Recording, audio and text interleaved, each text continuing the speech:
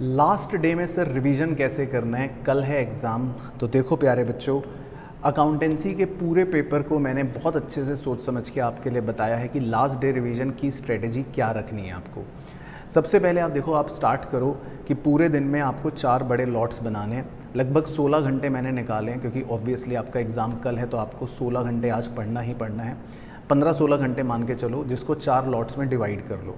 पहला लॉट जो है उसमें आपको चैप्टर 3 और चैप्टर 11 करना है। ये कॉम्बिनेशन मैंने जानबूझ के रखे हैं, जिसमें मेरा फोकस है कि हम इजी चैप्टर भी लेंगे और एक बड़ा चैप्टर भी लेंगे। चैप्टर 3 आपका बीआरएस का है, जल्दी हो जाएगा, और चैप्टर 11 कंपनी अकाउंट्स का है, बहुत बड़ा है, जिसमें बहुत सारे यूनिट्स हैं। लेकिन अगर आप ये दोनों यूनिट्स कर लेते हो कवर, तो लगभग आपके 30 मार्क्स की कवरेज कंप्लीट हो जाएगी रिवीजन के तौर पे। तो सबसे पहले आप 3 और 11 के लॉट को कवर करना। फिर उसके बाद थोड़ा सा ब्रेक लेकर आप जब नेक्स्ट अपने पढ़ाई की लॉट की स्टार्टिंग करोगे, उसमें आपको चैप्टर 4, 5 और 10 को रखना है। 4, 5 क्योंकि इंडिविजुअल चैप्टर्स हैं जिसमें कोई यूनिट्स नहीं है, इन्वेंट्री एंड डेप्रीसिएशन, और छोटे भी हैं थोड़ा।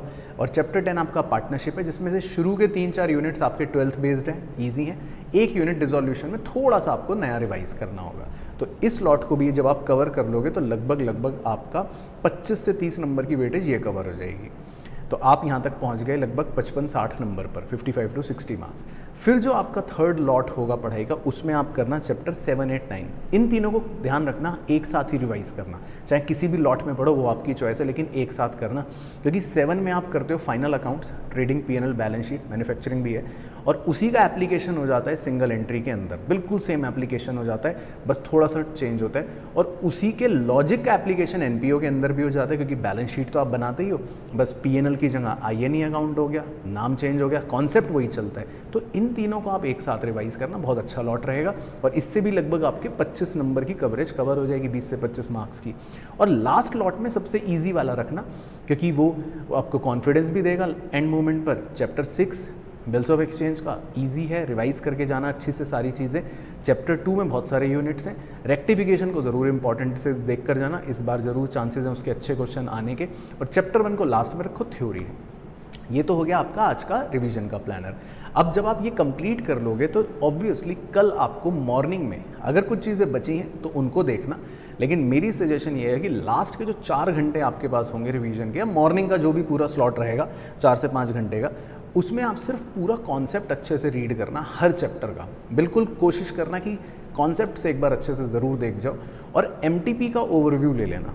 जो ICAI ने 3 MTPs निकाले हैं, उसका ओवरव्यू मैंने भी लिया है। उस वीडियो को चाहे फास्ट फॉरवर्ड लगा कर देख लेना, एक ओवरव्यू ले लेना। उससे आपका क्या है, थोड़ा सा माइंड में ये चीज़ें फिट हो जाएंगी कि पहला क्वेश्चन ऐसा, दूसरा ऐसा, तीसरा ऐसा, और ये क्वेश्चंस का टचअप है, इस तरह का क्वेश्चन आया है, वो देखे देखे लग रहे हैं, तो उससे कॉन्फिडेंस बूस्ट हो जाता है। और फिर जब आप वही सेम क्वेश्चन या सेम पैटर्न के क्वेश्चन देखोगे एग्जाम में, तो आपको अलग नहीं लगेगा, अजीब नहीं लगेगा, आप पहले से फेमिलियर रहोगे। और कई बार ये भी होता है कि कोई 1 या 2 क्वेश्चन कई बार सेम आ जाता है, तो वो भी एक बेनिफिट आपको मिल सकता है। तो इस चीज़ का ध्यान रखना लास्ट डे के अंदर। तो अपनी रिवीजन की स्ट्रेटेजी में आप इन चैप्टर्स को लॉट वाइज रखो, और जो मैंने बताया उस तरह से क्लब करके रखो, तो इजी डिफ़िकल्ट का कॉम्बिनेशन भी मिलता रहेगा। और हर लॉट में आप लगभग 30 या 25 to 30 मार्क्स की कवरेज करते चलोगे, जो बहुत इंपॉर्टेंट है। तो बाकी आपके एग्ज़ाम के लिए बहुत बहुत बेस्ट विशेज़।